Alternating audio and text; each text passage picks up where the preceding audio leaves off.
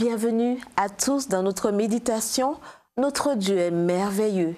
Le titre est « Pour que le monde sache ». J'exhorte Évodie et j'exhorte Saint-Tiche à avoir une même pensée dans le Seigneur.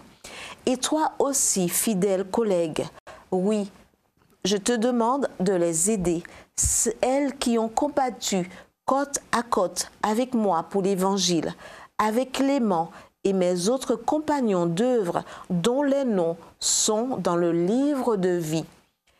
Philippiens 4, versets 2 à 3. Qui étaient Évodie et Saint-Tiche?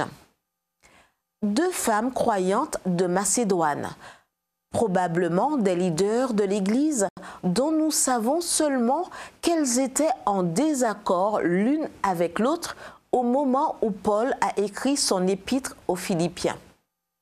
Nous ignorons la raison du désaccord entre les deux femmes, mais nous supposons que le conflit entre ces deux sœurs en Christ affectait l'ensemble de l'Église.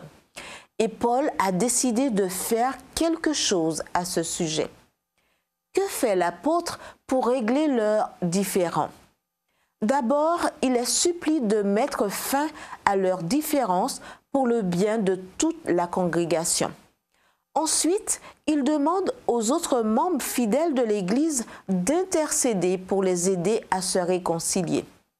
Enfin, il leur demande de rester unis avec le Seigneur. Verset 1. En d'autres termes, il les exhorte à vivre en harmonie comme des sœurs en Christ et à se pardonner mutuellement comme le Seigneur leur a pardonné. Il y a une leçon importante à tirer de ce petit incident. Jusqu'au jour de la seconde venue de Jésus, il y aura des conflits entre les membres d'Église et même entre les dirigeants. Rappelons qu'Évodie et Saint-Tiche ont combattu avec l'apôtre pour l'évangile du Christ. Paul dit que leurs noms sont dans le livre de vie. Pourtant, l'apôtre a dû intervenir pour les aider à se réconcilier. Ce que nous disons ici, c'est qu'il est normal que des désaccords surviennent entre les membres d'une congrégation.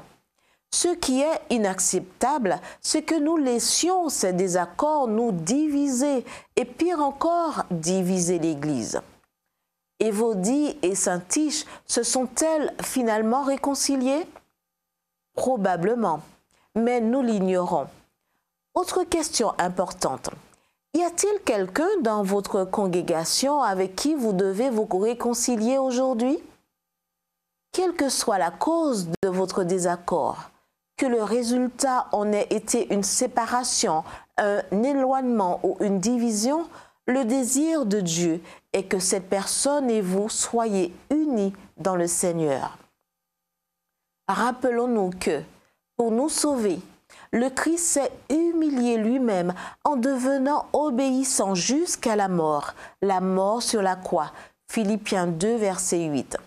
Souvenons-nous aussi des paroles qu'il a adressées aux disciples après l'annonce de sa mort. À ceux-ci, tous connaîtront que vous êtes mes disciples si vous avez de l'amour les uns pour les autres. Jean 13, verset 35. Prions. Seigneur Jésus, je voudrais ne jamais être une pierre d'achoppement pour mes frères et sœurs dans la foi.